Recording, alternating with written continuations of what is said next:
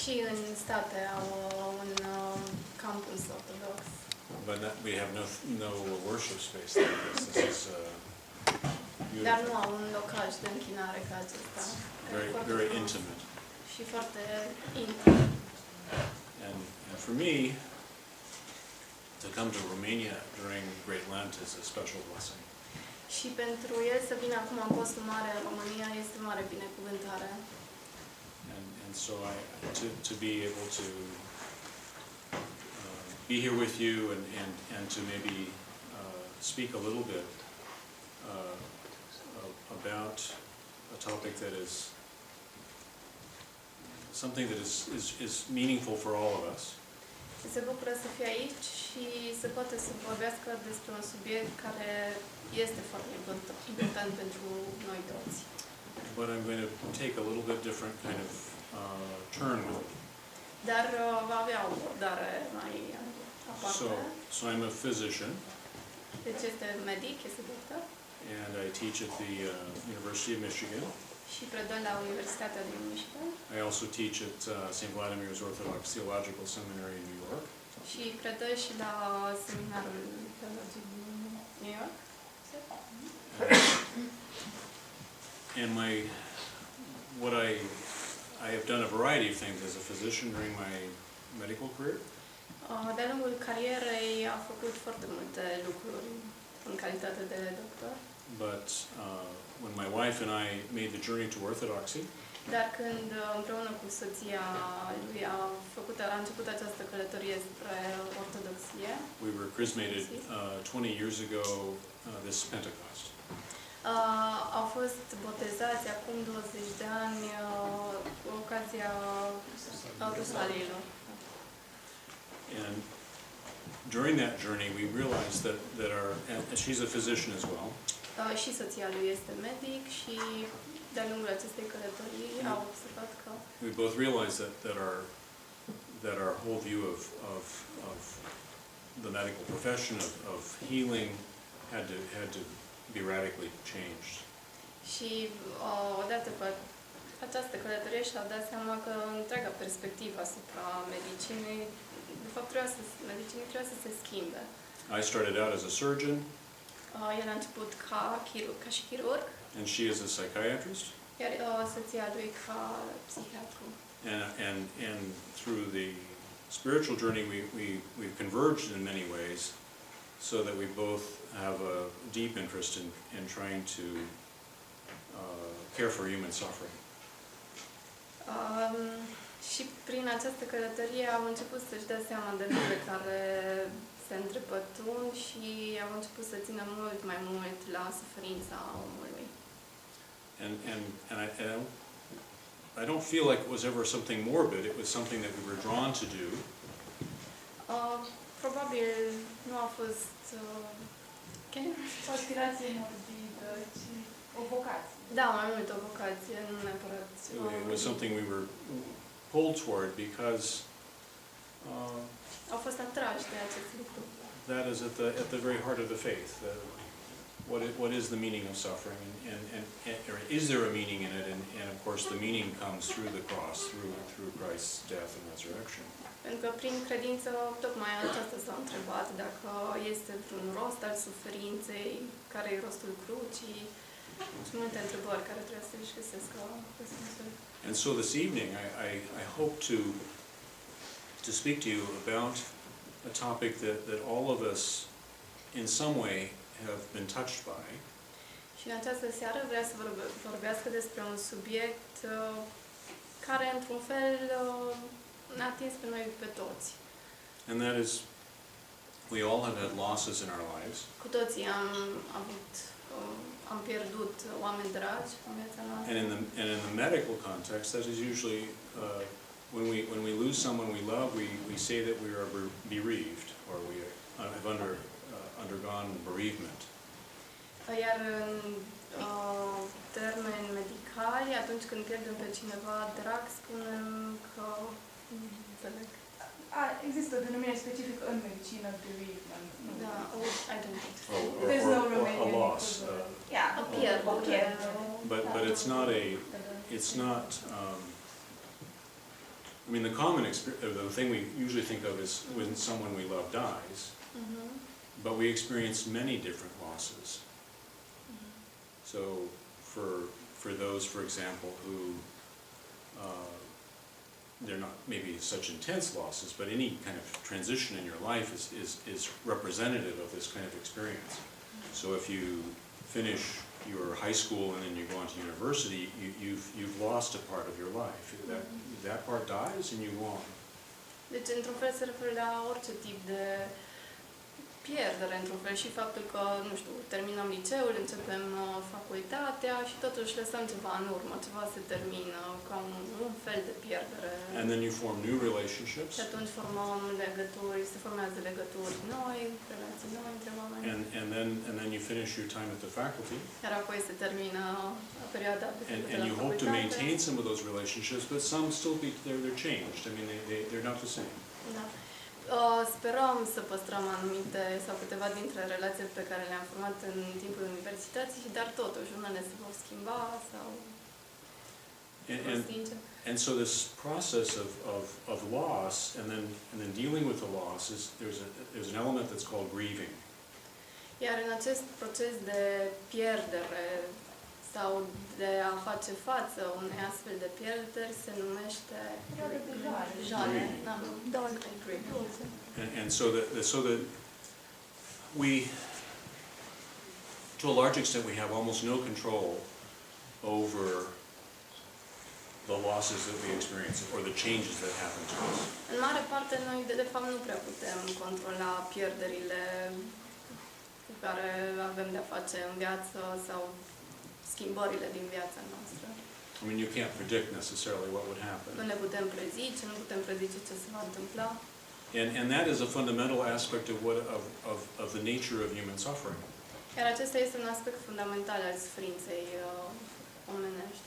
So the ancient word, the Greek word for suffering is pathos. Cuvântul grecesc pentru suferință este pathos. And in its earliest sense, it was, in the pre-Christian sense, it was something that happened to a person. Și din punct de vedere grecesc însemna ceva ce i s-a întâmplat unei persoane. And then by the Hellenistic period, it became definitely something that was negative, something bad that happened to you. Iar apoi în perioada elenă a primit o conotație negativă, adică însemna ceva rău ce ni s-a întâmplat. And probably the earliest church father who used the word in its variations the most was Saint Ignatius of Antioch. Iar Sfântul Ignatie de Antiochia a fost cel care totuși a folosit acest cuvânt în punct de vedere duhovnicesc. And it's striking if you remember when you every time we recite the Nicene Creed, de fiecare dată când spunem crezul, we say that Christ suffered and was buried. Spunem că Hristos a suferit și apoi a fost înmormântat. So suffering is essentially dying. And there's no explicit mention in the creed of him dying. Suffering inevitably leads to death. Deși în crez nu se menționează explicit faptul că Hristos a murit, prin această menționare a suferinței, de fapt, asta se înțelege, că Hristos a murit. The extraordinary thing about Christianity, though, is that God becomes human and transforms this very human experience and makes it the pathway to paradise. Lucrul extraordinar în creștinism e faptul că Dumnezeu se coboară, se întrupează și astfel transformă experiența umană într-o cale către rai. So anyway, I wanted to give you some of this background before I start to show you some of the slides, because there's an enormously rich expression of these themes within the Church Fathers. Deci, în aceste slide-uri vom vedea foarte multe expresii legate pe care suferința o are și tocmai prin părinții bisericii. And I want to convince you, I guess, that we all enter this world in a state of bereavement, in a state of loss. Și vrea într-un fel să ne convingă de faptul că noi toți intrăm în această lume printr-o pierdere, într-un fel. And so this is from an early mosaic, a medieval mosaic in the 12th century. Acesta e un mozaic foarte timpuriu din secolul al XII-lea, showing the expulsion of Adam and Eve from paradise. care îi prezintă pe Adam și Eva fiind anulați din rai. And this is something that, at least theologically within the church, this is something that is our common experience. We all share this. This is our inheritance. We inherit this when we're born. Deci acesta este un lucru care e comun pentru noi toți, pentru creștini, și ne naștem cu el, îl moștenim. And so the baby comes out of the mother and it's already screaming. Da. Copilul se naște, iese din pântecele mamei și deja țipă, plânge. It leaves the paradise of the womb and enters this difficult world that we live Da, in. părăsește într-un fel raiul pântecelui și intră în această lume. And so the baby is also experiencing an expulsion in a sense. Într-un fel și bebelașul experimentează o astfel de expunere. Alungare.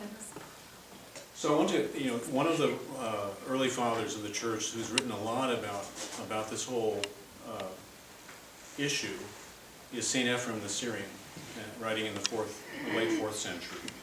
Sfântul Efrem Sirul este cel care a scris foarte mult despre acest subiect undeva la sfârșitul secolului IV.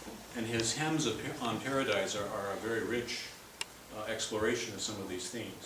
Și a explorat foarte mult tocmai aceste teme. And he had, at least within Syriac Christian thought, he describes a geography of paradise.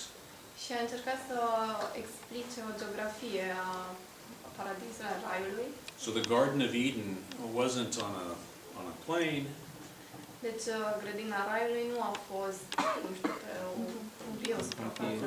The garden starts at the base of a mountain and it's climbing. Ci era undeva la baza unui munte și începea să urce. And Adam and Eve, although they are born innocent into this paradise, they are born they arrive at the base of the mountain. Și deși Adam și Eva s-au născut cumva nevinovați în rai, ei au fost creați, s-au născut undeva la baza muntelui. They're immature. Deci erau imaturi. And so the image that he creates is that the tree of the knowledge of good and evil, the one thing that they could not take fruit from. Deci era un singur lucru de care nu se putea atinge,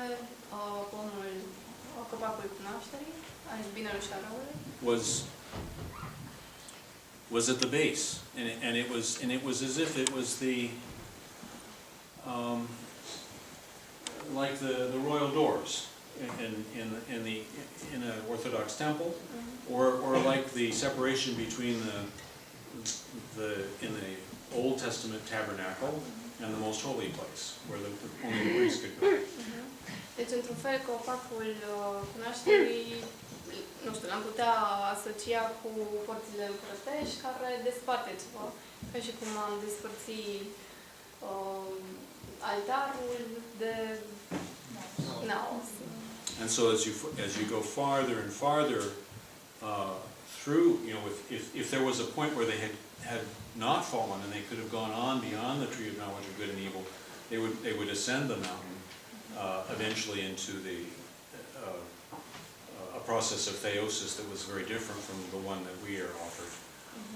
Deci dacă ei nu ar fi căzut, ar fi început de fapt urcarea acelui munte și ar fi ajuns la un nivel foarte diferit sau la o stare foarte diferită față de ce avem noi. So this is one of the things he says about this. He said God established the tree as a judge. This is the tree of the knowledge of good and evil. Deci acesta este copacul cunoașterii. So that if Adam should eat from it, it might show him that rank which he had lost through his pride, and show him as well that low estate he had acquired to his torment. So it's an inversion of his estate, you know, that he. Deci are loc o inversiune a stării pe care i-a avut-o inițial. Deci citatul spune că Dumnezeu a stabilit acest copac ca pe un judecător, astfel încât dacă Adam ar fi să mănânce din el, acest copac i-ar arăta faptul că statutul pe care l-a pierdut prin mândria lui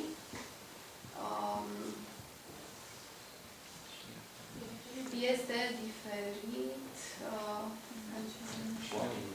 No, it's okay.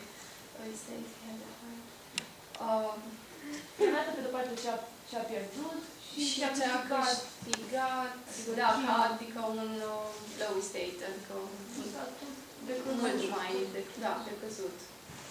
Excellent. You should hire her down with these quotes. Just getting started. So in contrast, though, if he had overcome and conquered the temptation, Deci the testing, dacă ar fi încercat să facă față acestei tentații, it would robe him in glory and reveal to him also the nature of shame, so that he might acquire in his good health an understanding of sickness.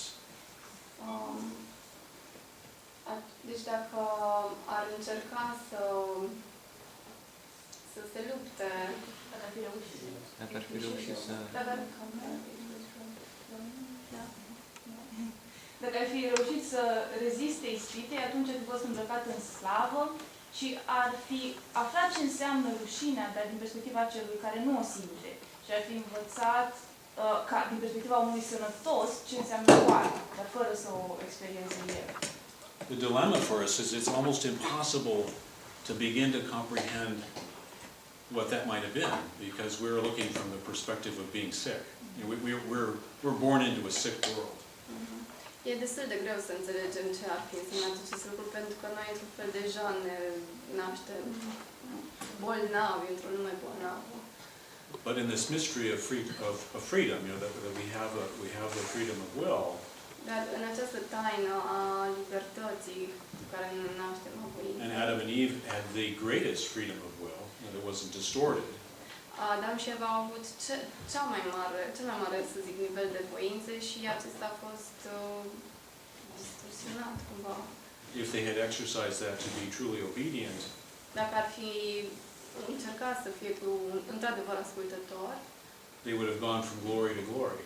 da, ar fi urcat tot mai mult în slavă.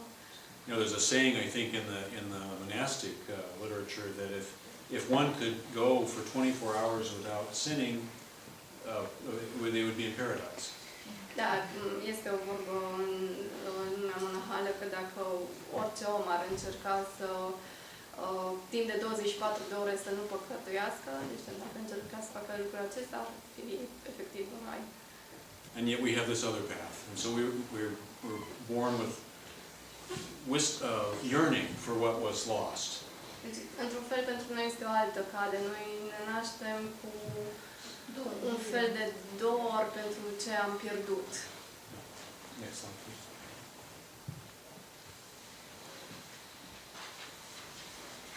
So this would have, if he had, and this is so hard to comprehend, but if Adam had not sinned, he would have still learned about suffering, but with the perspective of not being the sufferer.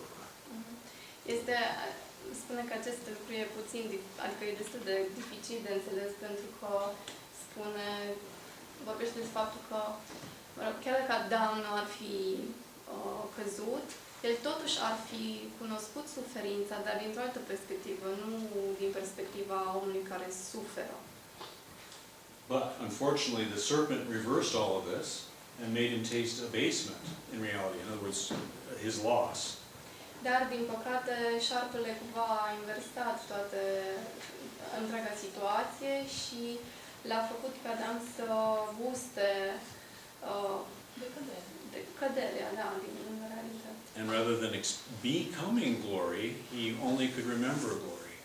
Și în loc să cumva să primească slavă, el doar își putea aminti ce era slavă.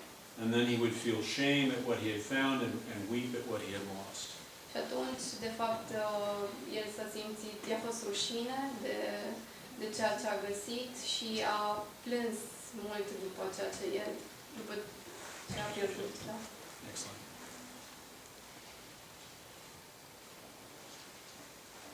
And so this was so Adam was outside, he could not go in. Deci, e ca și cum Adam ar fi fost undeva afară, nu putea să mai intre. So that first he might prove pleasing in his service of that outer tabernacle. This is the outer tabernacle. It's like the nave of the church. Astfel încât să poată să încerce Să se arate plăcut Domnului în acest spațiu, spațiu, ca și cum ar fi în această parte a bisericii și nu în templu, în altar. And so Adam's keeping of the commandment was to be his censor, so then he might enter before the hidden one into that hidden tabernacle. Deci, faptul că Adam a încercat să țină poruncile, acest lucru, de fapt, a devenit ca o cenzură. Și-a asumat rolul celui care cădește înainte să intre în altar. Cădește. Cum e rolul preotului în Vechiul Testament, să dea în afară Sfintei Sfintelor și să a fi plăcut Domnului în felul ăsta. In the Old Testament tabernacle. Excellent. So, unfortunately, Adam in all his filth sought to enter that Holy of Holies. This is after so he was going to go the hard way. He was going to take the tree and, go right around the tree by taking the fruit. Deci el a vrut cumva să o ia pe calea cea dură, cum ar veni, deci vrea să se intre direct în Sfânta Sfintelor, prin faptul că a vrut să ia fructul, fructul. So he made bold to enter that inner tabernacle. God did not allow him to enter the outer one either. So it didn't recognize him as its own. He was no longer recognizable to paradise. Și pentru că a avut această ca un fel de încăpățânare să intre Pentru că a vrut să intre în Sfânta Sfintelor cu forța, a fost dat afară și din Sfânta, adică din Rai. A ieșit cu totul din templu. And so he uses this powerful image of that when that seed full of life, this is the paradise, saw a corpse in its midst, it did not leave it there but cast it out, cast it forth. Și atunci, chiar și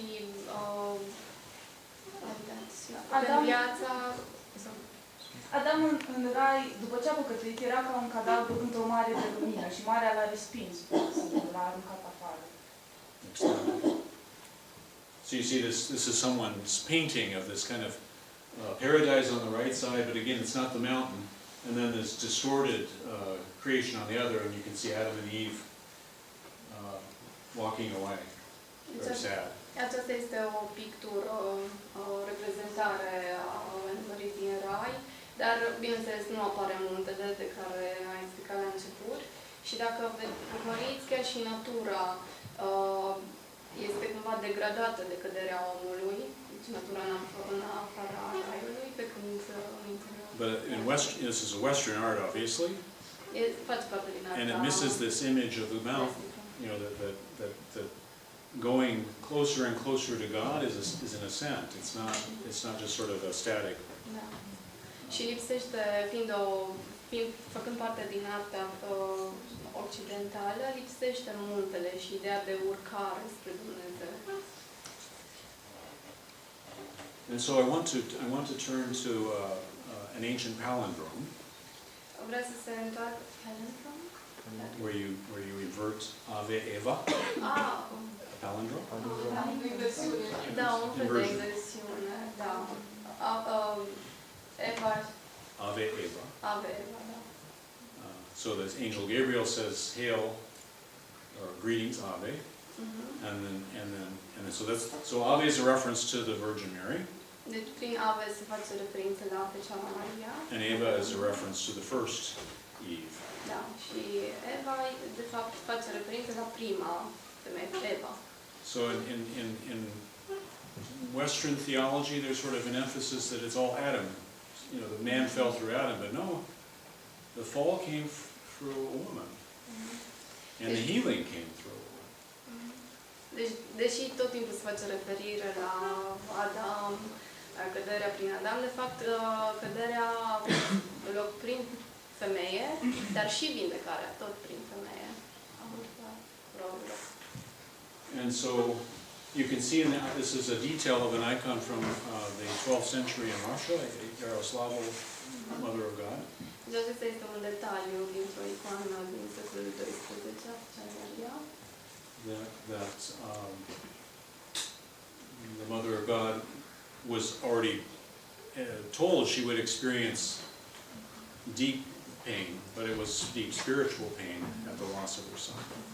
Și Maica Domnului, deci, deja îi fusese spus acest lucru, că va suferi foarte mult și că o sabie va trece prin inima ei. Excellent. And Saint Irenaeus, who was the bishop of Lyon, Și Sfântul Irineu, care a fost arhiepiscopul Lyonului, in about 180, very early. în 1080, deci peste de... 180. Not that, yeah. Yeah. So he was 3 or 4 generations from the apostles. Deci doar la vreo 3 generații depărtare de apostoli. And this is what he talks about. So he talks about the contrast between the first and the second Eve.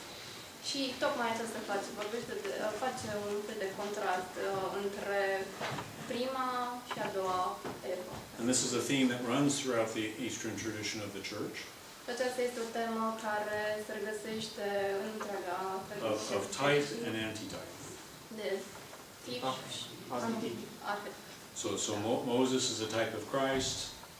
Într-un fel Moise îl reprezintă pe Hristos. And Eve Și Eva is by contrast is a type of the new Eve,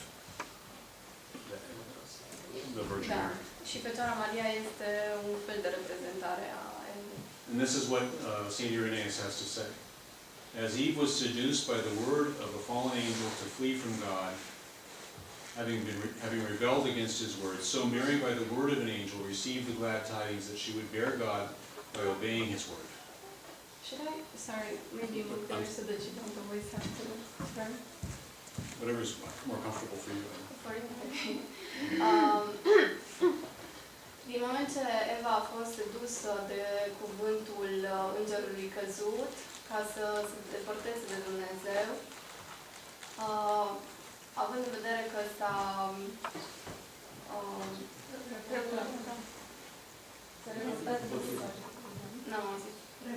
revoltat, exact, împotriva cuvântului său. Astfel, la fel, Fecioara Maria, prin cuvântul unui înger, a primit